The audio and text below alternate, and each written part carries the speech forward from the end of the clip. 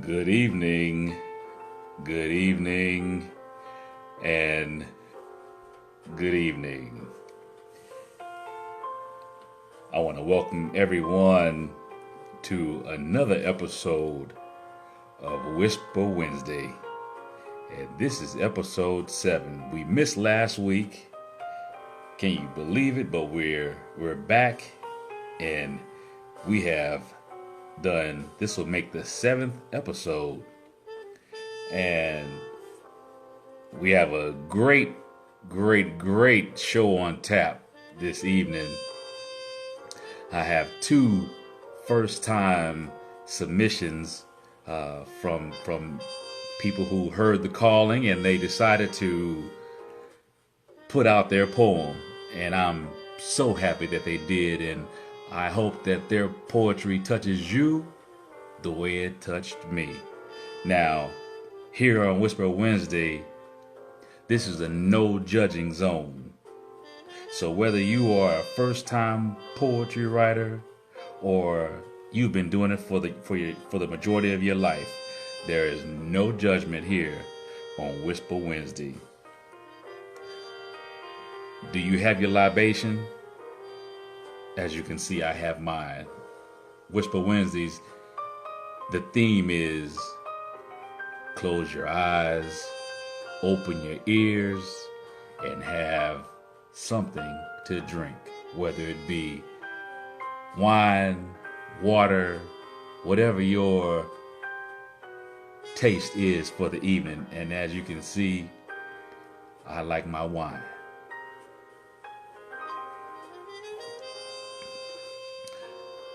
I have to say that last weekend I was at my family reunion and my aunt wrote a poem about my grandfather, her father.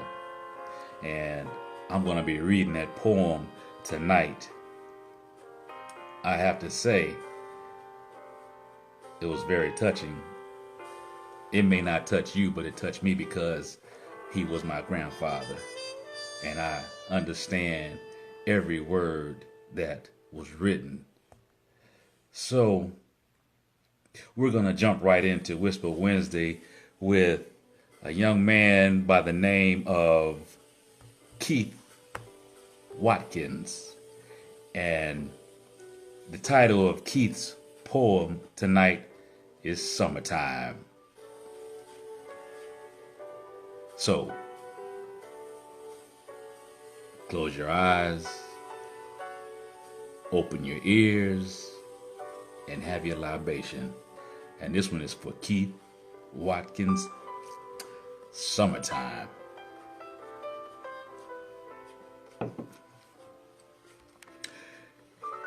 Kids out of school, parents planning graduation parties, another summer of festivals ranging from Greek to Jamaican to one of Maryland's most famous festivals, Chesapeake Bay Seafood.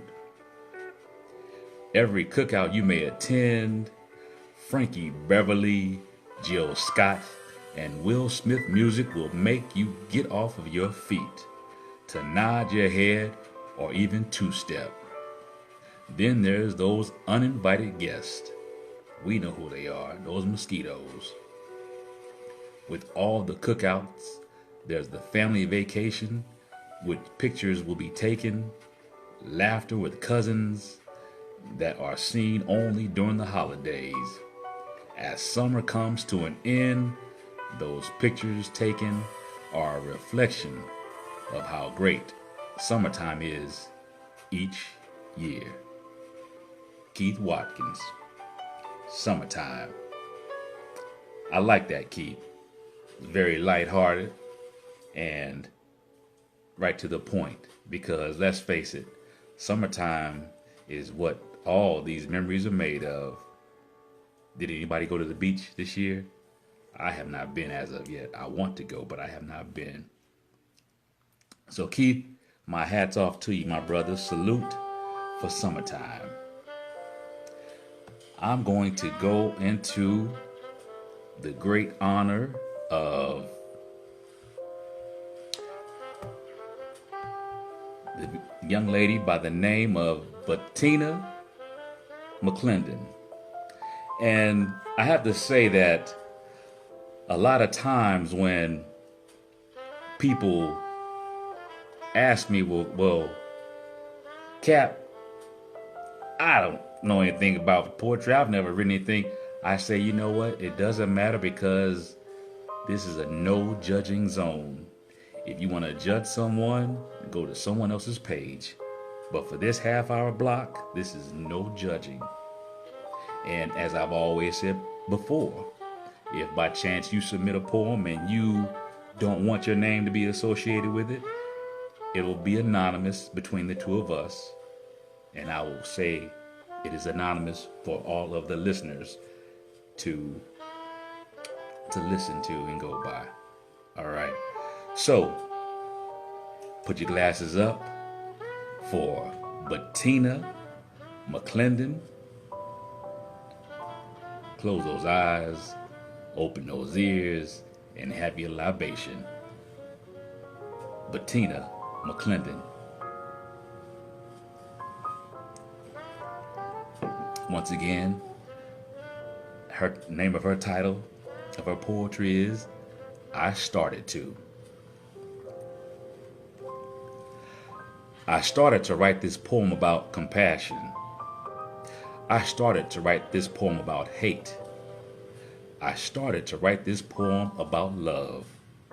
I started to write this poem about God. I started to write this poem about empathy. I started to write this poem about judgmental people. I started to write this poem about sacrifice. I started to write this poem about blessings. I started to write this poem about gratefulness. I started to write this poem about civil rights. I started to write this poem about injustice. I started to write this poem about anger. I started to write this poem about death. I started to write this poem about tears. I started to write this poem about grieving mothers. I started to write this poem about the silent cry in the middle of the night. I started to write this poem about loneliness and giving up. I started to write this poem about black men. I started to write this poem about strength. I started to write this poem about heartbreak. I started to write this poem about quiet strength. I started to write this poem about lost dreams. I started to write this poem about fathers. I started to write this poem about World War II vets. I started to write this poem about true sacrifice. I started to write this poem about mental illness. I started to write this poem about the lost and forgotten people. I started to write this poem about sadness. I started to write this poem about suicide. I started to write this poem about homelessness. I started to write this poem about grace and mercy. And then I realized He covers it all with His abundant love. Keep the faith, people. It's a journey. I like that. Bettina McClendon, her first poem. Thank you, Bettina. Thank you. And that was so well written and eloquently said. I thank you. Raise your drinks up to Bettina. That's a great job.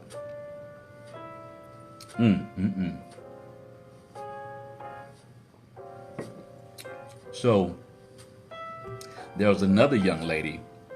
Actually, we have three. My apologies, ladies and gentlemen. We have three first-time poetry readings for Whisper Wednesday tonight. And I have to say that I am in love with all three of these poems. So we're going to move right on to Tanya Thompson. I want to say Tanya tuned in 2 weeks ago for the first time and said that she loved the concept and the idea of Whisper Wednesday so much to where she decided to write her own poem and submit it for Whisper Wednesday. So, as we do what? We close our eyes, open our ears, and we hold up our libation. And the title of this is I Am Fearfully and Wonderfully Minded. Made. So I'm gonna let's rewind this for a second. I am fearfully and wonderfully made. That's the title of Tanya Thompson's poem. So here goes.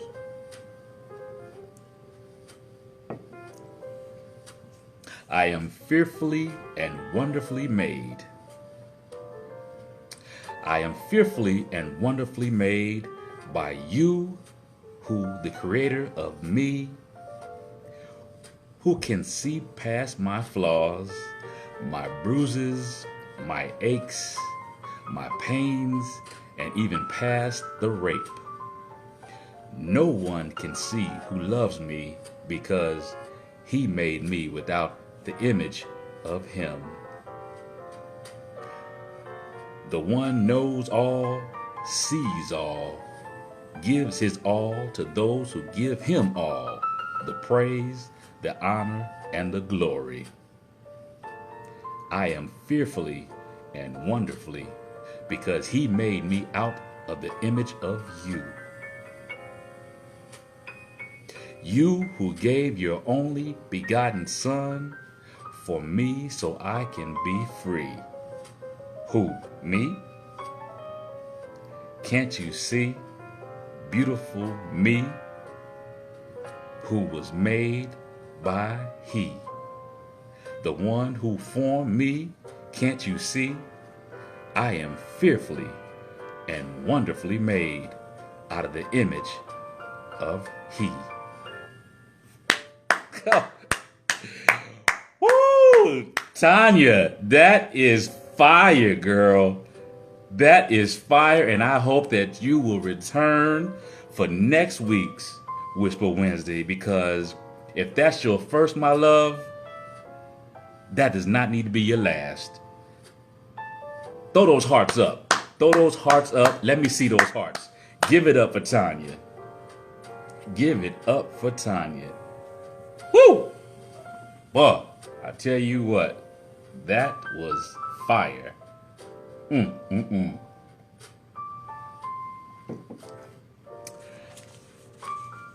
At this time, I'm going to read the poem that my aunt wrote about my grandfather. As I stated before, her father, my grandfather.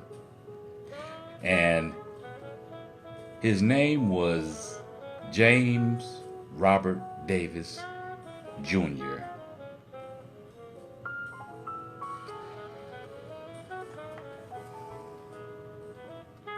And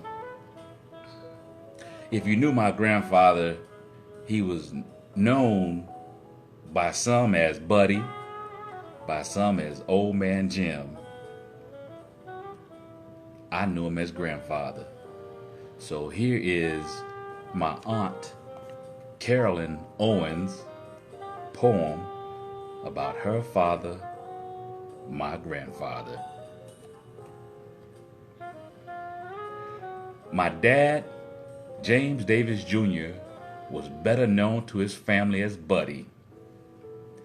First of all, he was born a son to James Sr. and Ardella Davis, a brother, a husband, a father, a grandfather, a great-grandfather, an uncle, a cousin, and a friend to many. He was a porch scrubber, a pin setter at the bowling alley. That was before the automatic lanes. He was a chauffeur for a while, a construction worker for many years, where he carried hot and laid bricks. He was a cab driver for the Kenlock Cab Company, which he helped to establish. He was a fantastic coach, a home builder, a business owner, and above all, the world's greatest dad and granddad. Buddy, as you know him, was the second branch on the Davis family tree. He and Louise had Bobby, Frankie, Anita, Marie, Jimmy Ray, and Carolyn. He was the oldest son with 4 younger brothers, 7 sisters, a God-fearing papa, and he had a praying mother. Daddy worked all kind of jobs, from scrubbing porches and setting pins, to building houses for his family, his neighbors, and his friends. Aunt Eddie B said Daddy was friendly and would talk to anyone. He believed in having a good time, lots of laughter, and loads of fun. Aunt Dorothy said Fridays were always a special day because Daddy would cook fish and everybody would head that way. Daddy drove a cab when it was too cold to work outside. He was one of Kenlock's finest. He drove his cab with dignity and with pride. He was short in stature, but he was a mighty man. He didn't mind helping others and leading a helping hand. Daddy taught us how to cook and how to plan a balanced meal. Meat, a starch, and a vegetable, he said. Now that's the real deal meal. Anita said Daddy had many names. The most popular was Old Man Jim. At least that's what the avid CBers every day would call him. Now, he did have certain hours, and all his regular callers knew that when he packed them up and shut them down, now that was his time for Mama Lou. That's my grandmother. Now, all of the things that I can remember, some things good and some things bad. My recollections of James Davis Jr. was he was the world's greatest dad. Ha ha ha ha. All right. My aunt, Carolyn Owens from St. Louis, Missouri. She's repped it hard. That's what I'm talking about. Boy, that almost brings a tear to my eye about my grandfather. I tell you, he was an awesome man. He really was. He really was. We're going to go to, at this time, another first-timer. And her name is Tunis Smith. And her poem is The L Thing. The L Thing. All right. So, once again, sit back, relax, close those eyes, open those ears, and have your libation in hand. And this is from Tunis Smith, called The L Thing. They say love is complex. Its complexity is found in the emotions that are reaching at the brain, flowing into the heart, but this definition fails to leave the lips of the one who's in love. They say love makes you do crazy things that make your heart sing. Make your heart sing to the melody of the profound sound that rings in your ears. I am yours before that ring slips into the finger kind of love. They say love is patient, love is kind. It does not envy, it does not boast, but no offense. One wants to find the love of their life, not just I love you or you love me, but us as one entity in love, lavishing in love. Leave if you want, but I'd rather stay here, 'cause love without you makes the rest meaningless kind of love. It starts with ice cream and sodas with the cherry on the top, cooties and boyfriends and promise ring pops. Then you and me up in a tree, KISSING. The makeup and the breakup. The makeup again. Somewhere in between, we had benefits as just friends. But the cliche that I'm just trying to, but the cliche that I'm trying to get at is love wants the key to your heart. The commitment and sacrifice to death do us part kind of love. They say love is this, they say love is that, but what I say is love sees what most true. It takes the good and the bad and still holds on for this everlasting ride. The L thing kind of love.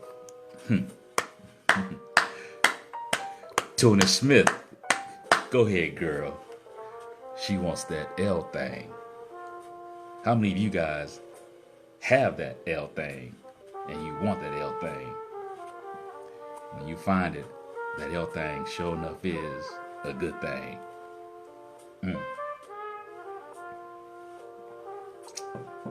All right.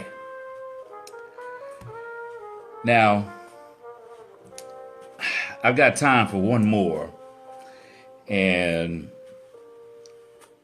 if you are or have been a listener of Whisper Wednesday, you know this brother from Greenbelt, Maryland, writes fire poetry. And I'm trying to get him to come on, but the brother works during these hours, so it's difficult because I want him to spit his poetry only the way that he can.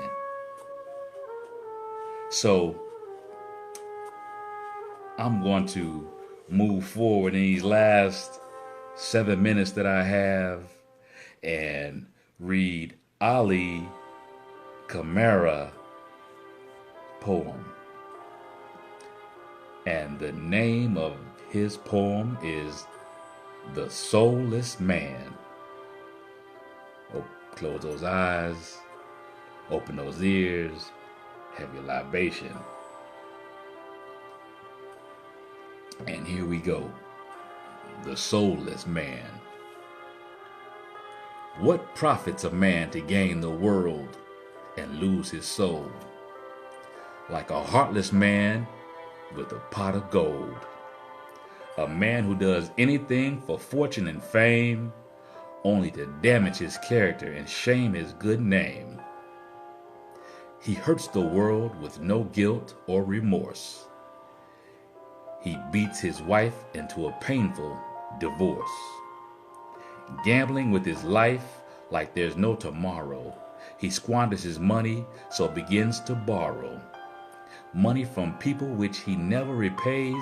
As the bills pile up, he just throws them away. He has no dignity, honor, or pride. He's dead man walking, though he thinks he's alive. What profits a man to gain the world and lose his soul? He loses his grip, he's out of control. He parties and parties like a new age rock star. The devil is the highway, and he is the fast car. He drinks and drinks like a fish in the sea, and deceives everyone like the serpent did Eve. He has no elegance, moral, or grace. He fights with the bartender, then spits in his face. How can one man be so evil and cruel? A man of no taste, a miscreant fool. What profits a man to gain the world and lose his soul? A man of no warmth, his heart like a stone. A snake that slithers so deep in his skin, fools beware of his devilish grin. He purchases a gun with no license or registration, pointing it at his brain with no fearful hesitation. The sound of madness, a life full of sin, the air passes the corpse, he's gone with the wind. What profits a man to gain the world and lose his soul? The riddle goes on, the world never knows. That brother Ali, I cannot wait to get him on. Throw those hearts up. Throw those hearts up, because once again, he delivered. He delivered. And that's what we call Whisper Wednesday, episode 7. And I want to thank everyone for tuning in tonight, because as I say, from week in to week out, you could have been anywhere, but you decided to be with me on this Wednesday night from 8 p.m. to 8:30. And I thank you so much. I really do. And that's going to do it for another episode. You guys have a great evening. Stay blessed. And I'll talk to you tomorrow. Take care. Love you.